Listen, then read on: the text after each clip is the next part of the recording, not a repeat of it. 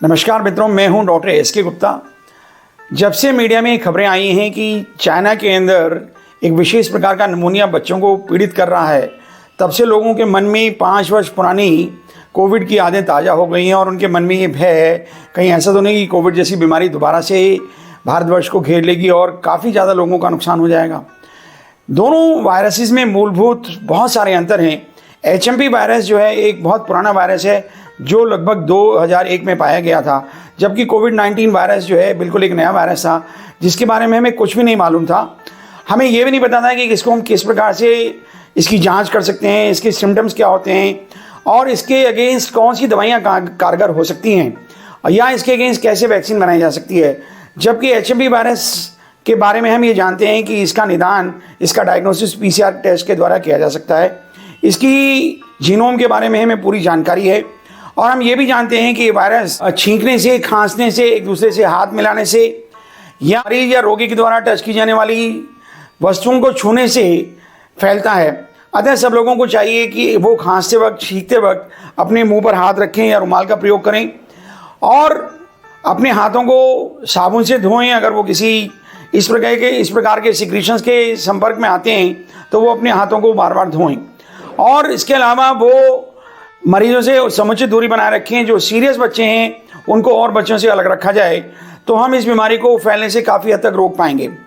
दूसरी विशेष बात यह है कि HMP वायरस के द्वारा कई प्रकोप इस संसार में हो चुके हैं और उनके अंदर जो मोर्टालिटी रेट है वो बहुत कम पाया गया है, जबकि कोविड के अंदर मोर्टालिटी रेट प्रारंभ में 1 से 3% था। कोविड के बारे में पता चला ये मृत्यु दर हम 0.1% तक लाने में सफल हो पाए थे। जब कोविड-19 हमारे पास आया था तो हमें उसके जीनोम के बारे में कोई जानकारी नहीं थी, लेकिन HMP वायरस का जीनोम हमें पूरी तरह से ज्ञात है। HMP वायरस की एक वैक्सीन भी सफलतापूर्वक फेज 1 ट्रायल्स पूरे कर चुकी है। इस वैक्सीन का नाम है mRNA-1653 वैक्सीन और इसके जो परीक्षण हैं वो 18 से 59 वर्ष तक की आयु के लोगों में सफल पाए गए हैं। हालांकि फेज़ 2 ट्रायल्स और फेज़ 3 ट्रायल्स के रिजल्ट आने अभी बाकी हैं और हम समझते हैं कि एक कारगर वैक्सीन होगी, लेकिन अभी वैक्सीन लगाने की सब लोगों को बहुत ज़्यादा आवश्यकता नहीं है क्योंकि ये वायरस बहुत ज़्यादा मोर्टालिटी नहीं कर रहा है और अभी बहुत ज़्यादा फैला नहीं है।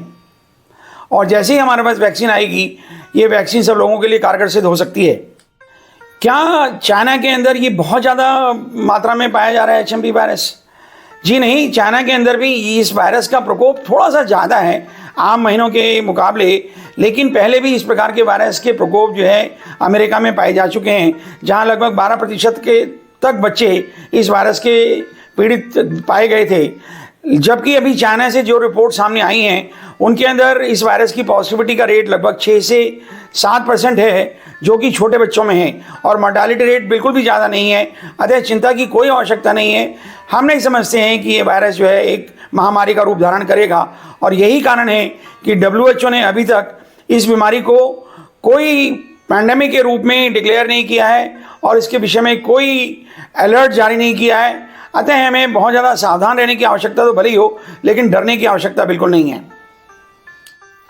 क्या हर बच्चा जो कि खांसी जुकाम से पीड़ित है उसको इसके बारे में जानकारी होनी चाहिए या हमें उसकी टेस्टिंग करनी चाहिए? इस बीमारी का निदान, HMP वायरस की बीमारी का निदान PCR टेस्ट के द्वारा किया जा सकता है, जो कि थ्रोट स्वैब से या मरीज़ के बलगम से जांच की जा सकती है जैसे कोविड के बारे में की जाती थी।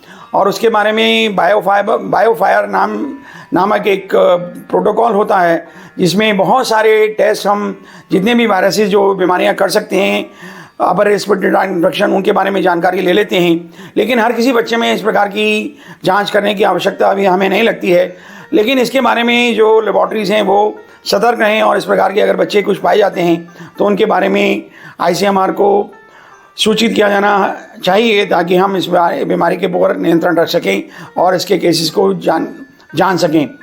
अभी इसके बारे में पैनिक करने की कोई आवश्यकता नहीं है।